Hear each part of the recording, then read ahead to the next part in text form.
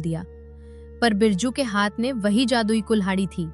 जैसे ही उसने कुल्हाड़ी हवा में घुमाई, उसमें से एक सुनहरी गांव वाले पत्थर दिल हैं, पर भगवान सब देखता है। तुम लकड़ी काटने का काम क्यों नहीं शुरू करते?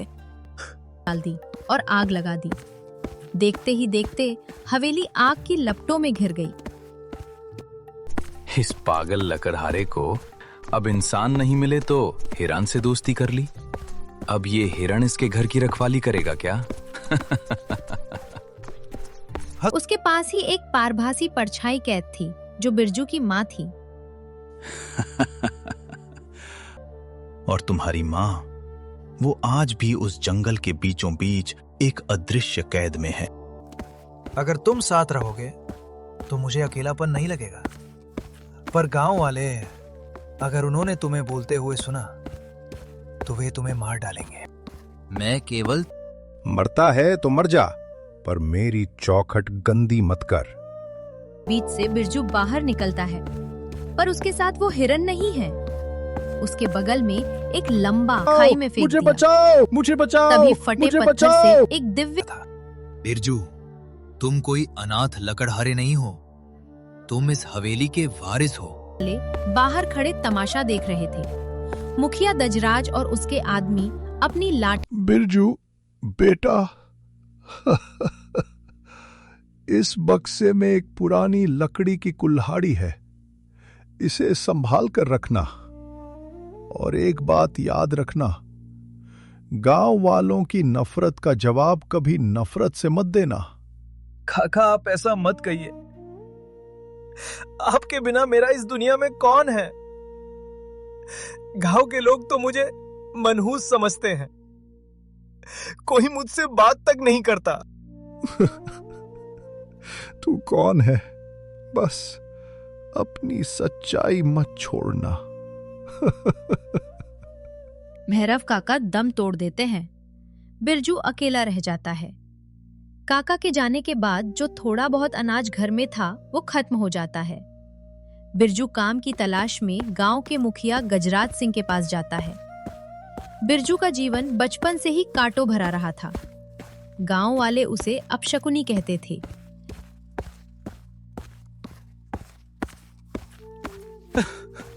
मुखिया जी, घर में दाना नहीं बचा है।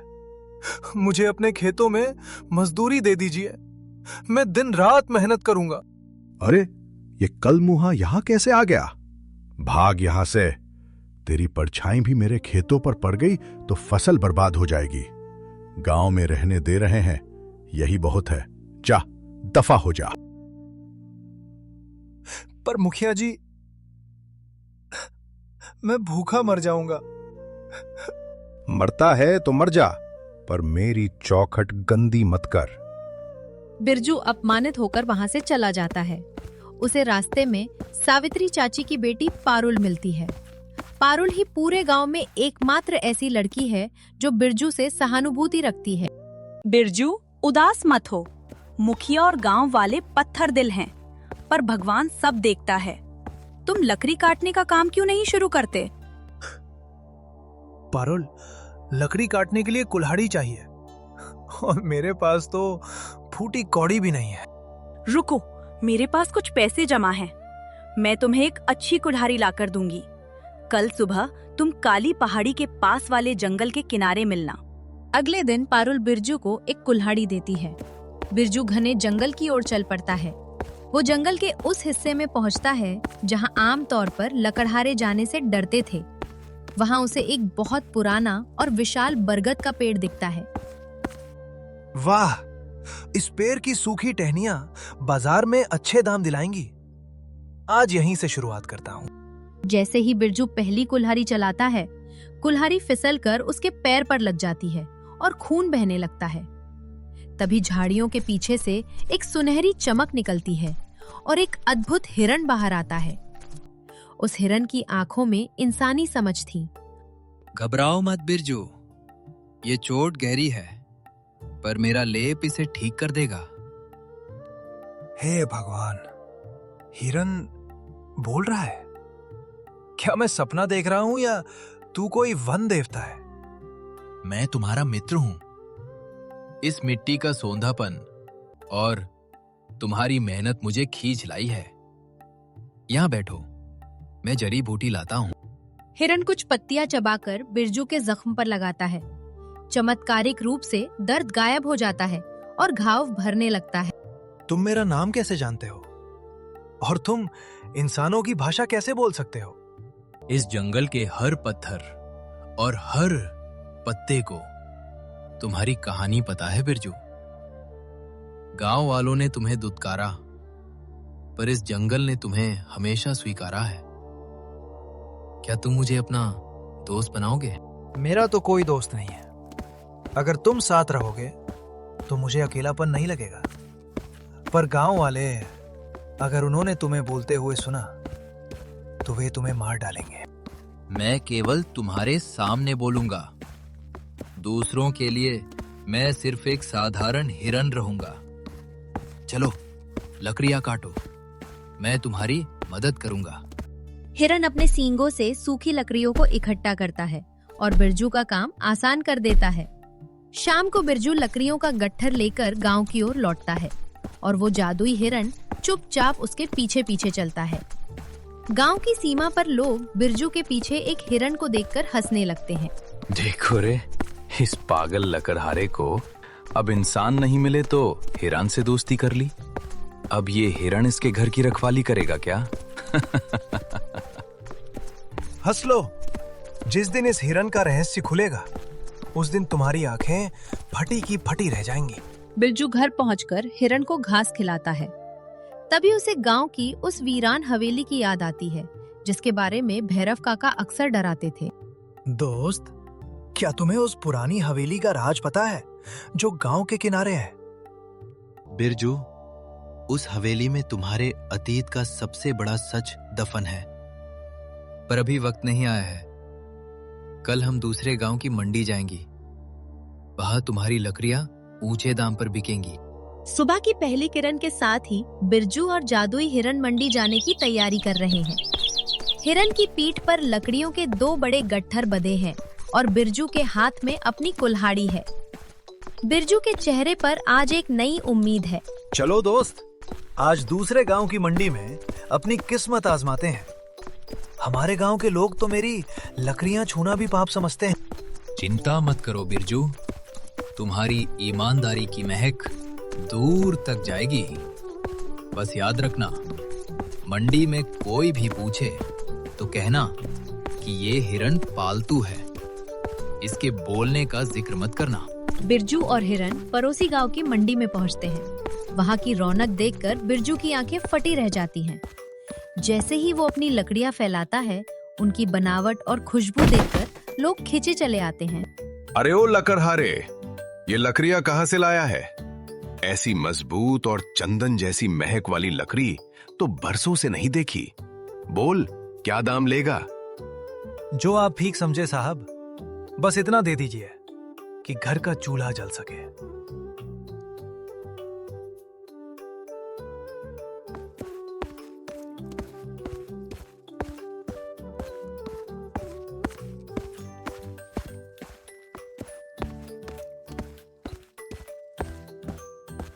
जब बिरजू वापस सोनपुर गांव पहुंचा तो उसके हाथ में सामान की थैलियां देखकर गांव वालों के कलेजे पर सांप लौटने लगे। मुखिया दजराज सिंह अपनी हवेली की छत से ये सब देख रहा था। देख रहे हो काली, कल तक जो दाने दाने को तरस रहा था, आज नए कपड़े पहनकर और जानवरों को साथ लिए ठाठ से घूम रहा है। ये सब उस हिरन का चक्कर है। मुझे शक है कि ये कोई मामूली हिरन नहीं है। सही कह रहे हैं मुखिया जी। सुना है ये जंगल के उस प्रतिबंधित हिस्से में जाता है जहां कोई कदम नहीं रखता। कहीं इसे कोई खजाना तो नहीं मिल गया? उधर रात के अंधेरे में बिरजू अपनी झोपड़ी में हिरन के साथ बैठा था। दोस्त, आज तुम्हारी वजह से मुझे इतना धन मिला, पर मुझे डर लग रहा है। गांव के लोगों की नजरें बहुत जहरीली हो गई हैं। बिरजू, अब समय आ गया है कि तुम उस वीरान हवेली की सच्चाई जानो। क्या तुम्हें पता है कि वो हवेली सालों से खाली क्यों है? काका कहते थे कि वहां एक क्रूर जमींदार रहता था जो किसानों का खून चूसता था। फिर एक दिन वो और उसकी पत्नी गायब हो गए और हवेली शापित हो गई। पूरी सच्चाई ये नहीं है। आज रात हम उस हवेली के अंदर जाएंगे। डरो मत, मैं तुम्हारे साथ हूं। बिरजू और हिरण छिपते छिपाते गांव के किनारे स्थित उस खंडहर नुमा हवेली के पास पहुंचे। हवेली के बड़े दरवाजे पर भारी जंजीरें लटकी थीं, जो हवा चलने पर डरावनी आवाजें कर रही थीं। जैसे ही हिरण ने अपने सींगों से दरवाजे को छुआ, जंजीरें अपने आप टूट गईं। अंदर का दृश्य और भी डरावना था। धूल की मोटी परतें और मकड़ी के जाले हर तरफ थे। लेकिन जैसे जैसे बिरजू आगे बढ़ा, उसे दीवारों पर टंगी कुछ पुरानी तस्वीरें दिखने लगीं। एक बड़ी तस्वीर के सामने पहुंचकर बिरजू के पैर जम गए। दोस्त, ये तस्वीर, इसमें जो छोटा बच्चा उस जमींदार की गोद में है, उसके गले में वैसा ही लॉकेट है जैसा मेरे गले में था जब भैरव काका ने मुझे पाया था। बिरजू, तुम कोई अनाथ लकड़हारे नहीं हो, तुम इस हवेली के वारिस हो। इस हवेली के जमींदार को किसी ने धोखा दिया था और उसे जंगल में एक भयानक श्राप मिला। तुम्हें बचाने के लिए तुम्हारे वफादार नौकर भैरव ने तुम्हें छिपा दिया था। क्या? तो मेरे माता पिता कहाँ हैं? और तुम्हें ये सब कैसे पता? मैं वही हूं जो तुम्हारे पिता के साथ उस रात जंगल में था।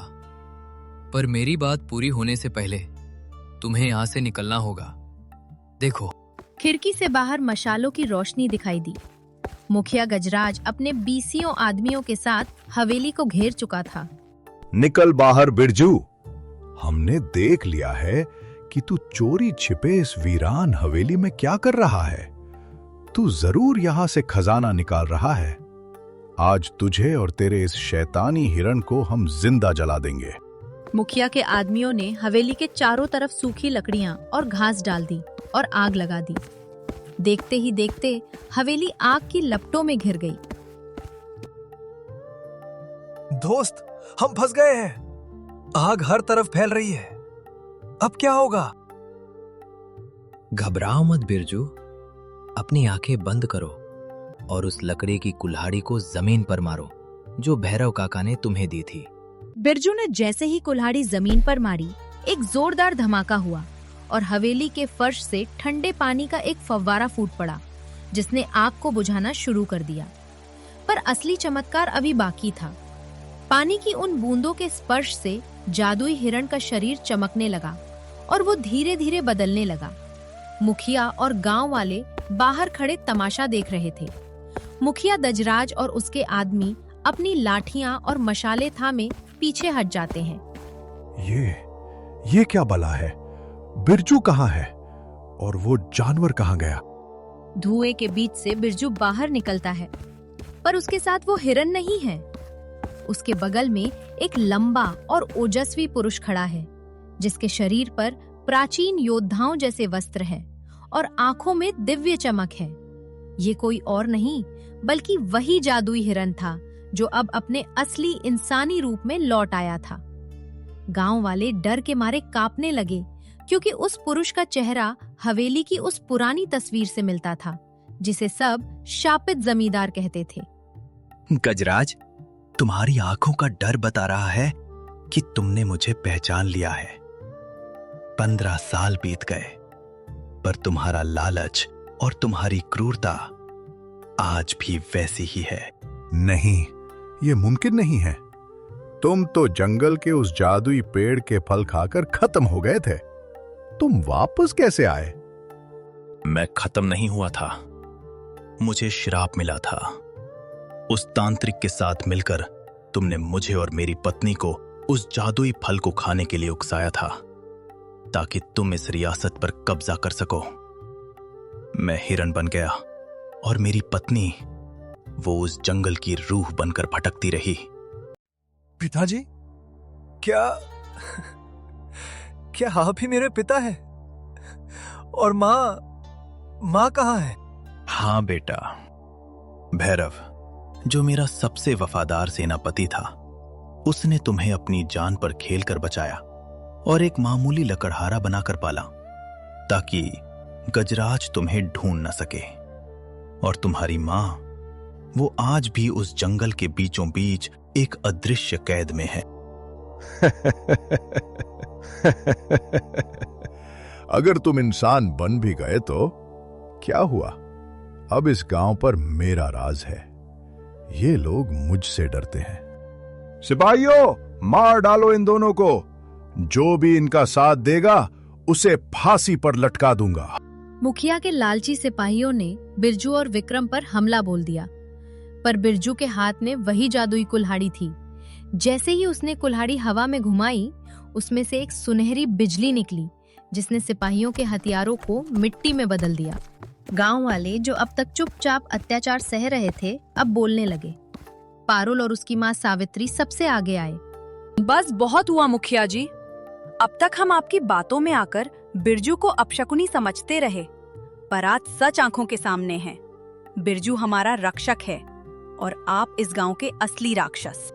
गांव वालों का गुस्सा देखकर मुखिया और उसके कुछ चमचे वहां से जंगल की ओर भागने लगे, पर विक्रम की आंखें स्थिर थीं। उसे पता था कि मुखिया कहाँ जा रहा है। बिरजू, वो उसी तांत्रिक के पास जा रहा है जिसने हमें श्राप दिया था। वो तुम्हारी माँ की शक्ति का इस्तेमाल करके खुद को अमर बनाने की कोशिश करेगा। हमें सूर्योदय से पहले उस नीली घाटी तक पहुंचना होगा। मैं तैयार हूँ पिताजी। अब और अन्याय नहीं होगा। बिरजू, विक्रम और पारुल घने जंगल के उस हिस्से की ओर बढ़े जहां दिन में भी अंधेरा रहता था। चलते चलते वे एक ऐसी जगह पहुंचे जहां जमीन नीले रंग के फूलों से ढकी थी। वहां एक बहुत बड़ा काला पत्थर था जिस पर एक बूढ़ा तांत्रिक मंत्र पढ़ रहा था। उसके पास ही एक पारभासी परछाई कैद थी जो बिरजू की माँ थी। आ गए तुम लोग। बहुत देर कर दी।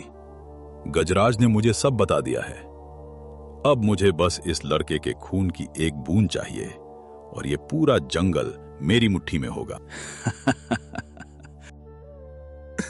मेरी माँ को छोड़ दो दुष्ट। तुम्हारी जादुई शक्तियां मेरी सच्चाई के सामने कुछ भी नहीं है। सच्चाई? सच्चाई यहां सिर्फ ताकत बोलती है। देखो अपनी माँ की हालत। जैसे ही तांत्रिक ने अपनी छड़ी घुमाई, जंगल के पेड़ पौधे हिलने लगे। विक्रम ने उन्हें बचाने की कोशिश की, पर तांत्रिक ने उसे अपनी काली माया से एक पिंजरे में बंद कर दिया। बिरजू, अपनी कुल्हाड़ी का इस्तेमाल करो। वो कुल्हाड़ी लकड़ियां काटने के लिए नहीं, बल्कि बुराई की जड़ों को काटने के लिए बनी है। बिरजू ने अपनी आंखें बंद की और अपनी पूरी ममता तथा शक्ति उस कुल्हाड़ी में समेट ली। तभी पिंजरा अपने आप गायब हो गया। उसने पूरी ताकत से कुल्हाड़ी उठाई और काले पत्थर पर एक जोरदार प्रहार कर दिया। मूर्ख लड़के, तूने इस पत्थर पर प्रहार तो कर दिया, पर अब ये प्रलय लाएगा। जैसे ही ये पत्थर टूटेगा, तेरी मां की रूह हमेशा के लिए राख हो जाएगी। झूठ। जिस कुल्हाड़ी ने मुझे पालने वाले काका की मेहनत देखी है, वो कभी किसी मां का बुरा नहीं कर सकती। हे वन देवता, अगर मेरा प्रेम सच्चा है तो इस अधर्मी का नाश करो। बिरजू ने कुल्हाड़ी उठाकर दूसरा वार किया। काला पत्थर फट गया। सफेद रोशनी तांत्रिक से टकराई। उसकी छड़ी टूट गई और वो राख बन गया। साथ ही उसकी सारी काली माया खत्म हो गई। मुझे छोड़ दो बिरजू। मैं तो बस तांत्रिक के बहकावे में आ गया था। मुझे माफ कर दो, मैं गांव छोड़ दूंगा। सजा तुम्हें इंसान नहीं, ये जंगल देगा गजराज। तुमने प्रकृति का अपमान किया है। अचानक कांटों वाली बेलों ने गजराज को जकड़ लिया और घसीट कर मुझे गहरी बचाओ, खाई में फेंक मुझे दिया। बचाओ, मुझे बचाओ, तभी फटे मुझे पत्थर बचाओ। से एक दिव्य स्त्री प्रकट हुई, जिसके चेहरे पर ममता की चमक थी। माँ, क्या आप सच में वापस आ गई? हाँ बेटा, तेरे त्याग और तेरी सच्चाई ने मुझे इस नर्क से बाहर निकाल लिया। आज हमारा परिवार फिर से पूरा हो गया। विक्रम, रुक्मणी और बिरजू जब वापस सोनपुर गांव पहुंचे तो पूरा गांव उनके स्वागत में पलके बिछाए खड़ा था। पारुल और सावित्री चाची ने आरती की थाली सजाकर उनका स्वागत किया। गांव वालों की आंखों में अब नफरत नहीं बल्कि पश्चाताप के आंसू थे। बिरजू बेटा, हमें माफ कर दो। हमने तुम्हें अनाथ समझा, तुम्हें दुत्कारा, पर तुम तो हमारे असली राजा निकले। भाइयों अनाथ मैं तब था जब मेरे पास कोई दोस्त नहीं था, पर आज मेरे पास मेरा परिवार है, पारुल जैसी दोस्त है और आप सबका प्यार है। इस गांव का राजा मैं नहीं, बल्कि यहाँ की सच्चाई और इंसानियत होगी। बुराई चाहे कितनी ही शक्तिशाली क्यों न हो, वो सच्चाई की एक चिंगारी के सामने टिक नहीं सकती। माता पिता का आशीर्वाद और सच्ची मित्रता इंसान को दुनिया की सबसे बड़ी ताकत बना देती है।